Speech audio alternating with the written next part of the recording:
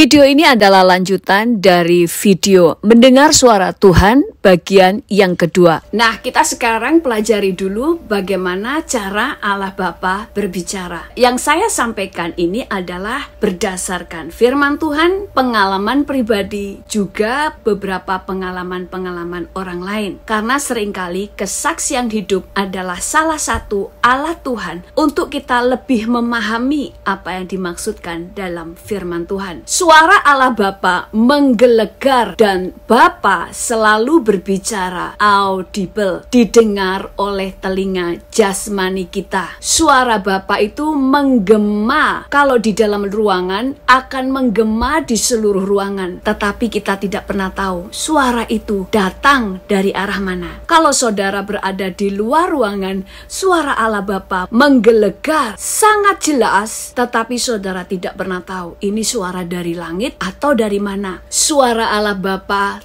tegas dan penuh wibawa. Suara Allah Bapa kadang-kadang membuat takut, tetapi takut di sini bukan ketakutan seperti mendengar suara setan, tetapi karena ada wibawa ilahi yang menyertainya. Matius 17 ayat 5 sampai 6. Dan tiba-tiba sedang ia, yaitu Petrus, berkata-kata, turunlah awan yang terang menaungi mereka, dan dari dalam awan itu terdengar suara yang berkata, inilah anak yang kukasihi, kepadanyalah aku berkenan. Dengarkanlah dia. Mendengar itu tersungkurlah murid-muridnya dan mereka ketakutan. Di sini dikatakan Yohanes, Yakobus, dan Petrus juga mendengar apa yang Allah Bapa katakan di dalam awan kepada Tuhan Yesus. Dan mereka ketakutan. Kita akan melihat contoh-contoh bagaimana Allah Bapa selalu berbicara secara audible. Contohnya ada di dalam 1 Raja-Raja 19 ayat 13. Segera sesudah Elia mendengarnya, ia menyelubungi mukanya dengan jubahnya. Lalu ia pergi keluar dan berdiri di pintu gua itu. Maka datanglah suara kepadanya yang berbunyi, apakah kerjamu di sini, hai Elia? Tuhan berbicara dengan audible. Lalu pada waktu Tuhan Yesus dibaptis, pada saat Yesus keluar dari air, maka apa yang terjadi? Di dalam kitab Matius 3 ayat 17 berkata, lalu terdengarlah suara dari surga yang mengatakan, inilah anakku yang kukasihi, kepadanyalah aku berkenan. Suara Allah Bapa terdengar sangat menggelegar dari langit secara audible sehingga semua orang mendengarnya. Kemudian di dalam 1 Samuel 3 ayat 3 sampai 5 berkata, pada suatu hari Eli yang matanya sudah mulai kabur dan tidak bisa melihat dengan baik sedang berbaring di tempat tidurnya. Lampu rumah Allah belum lagi padam. Samuel telah tidur di dalam bait suci Tuhan, tempat tabut Allah.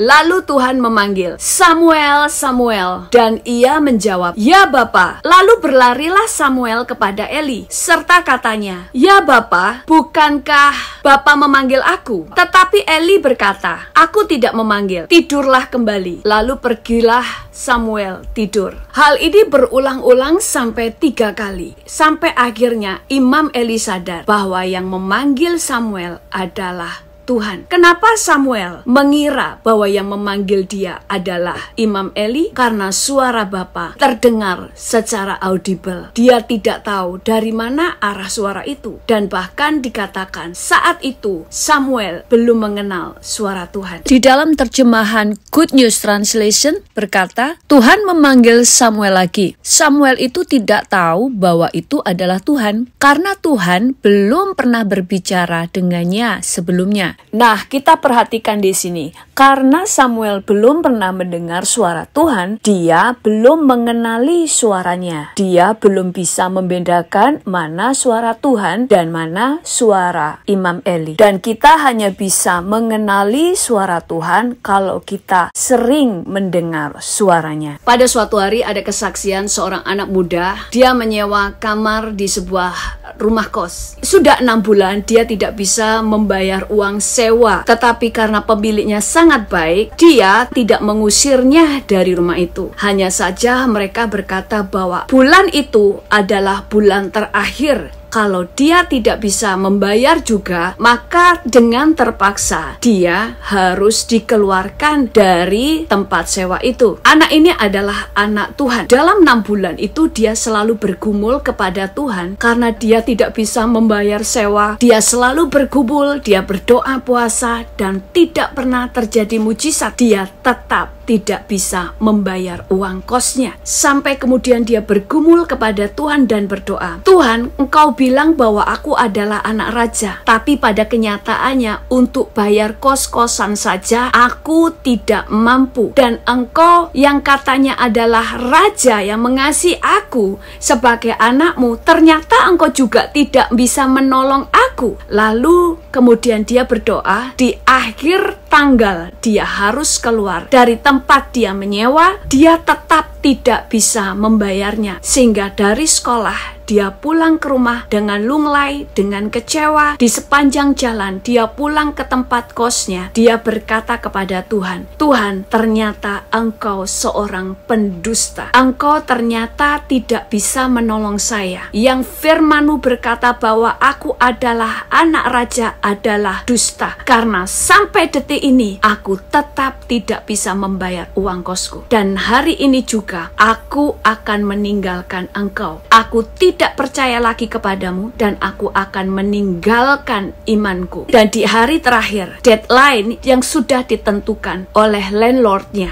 kalau dia tidak juga bisa membayar, maka dia harus keluar dari tempat kos tersebut karena landlordnya harus menyewakannya kepada orang lain. Dan pada waktu dia sampai di tempat kosnya, sambil menangis karena dia sangat kecewa dengan Tuhan yang dia sembah, karena dia merasa ternyata semuanya adalah dusta. Tetapi pada saat dia mau membuka pintu kamar kosnya, tiba-tiba terdengar suara yang sangat jelas menggelegar yang berkata, anakku, aku mengasihimu. Mengapa kamu tidak percaya kepadaku? Anak ini mencari sumber suara itu. Sekali lagi, suara Allah Bapa menggelegar. Tetapi kita tidak pernah tahu suara itu datang dari arah mana. Dan pada waktu itu dia mencari sumber suara itu dan dia tidak melihat seorang pun di sekitar situ. Kemudian terdengar lagi suara yang kedua. Anakku, kenapa engkau tidak percaya kepadaku? Lalu dia cari lagi, tidak ada. Dan dia kemudian sadar dan dia berkata, Tuhan, kalau engkau itu yang berbicara, berbicaralah sekali lagi. Lalu kemudian dia mendengar sekali lagi suara Tuhan yang berkata, anakku, kenapa engkau tidak percaya kepadaku? Waktu dia mendengar suara itu,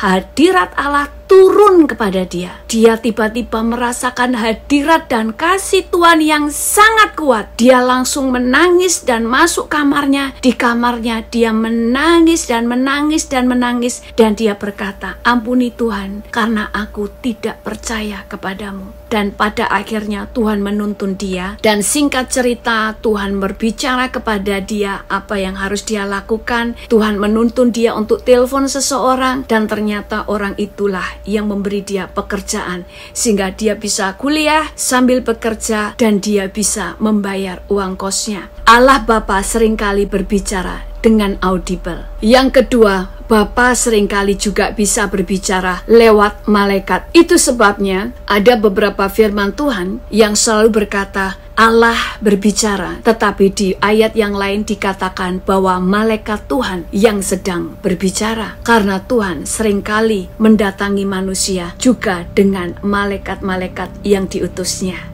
Kemudian yang kedua adalah bagaimana cara Yesus berbicara. Video ini akan kita lanjutkan di video yang berikutnya, mendengar suara Tuhan bagian yang ketiga. Tuhan Yesus memberkati.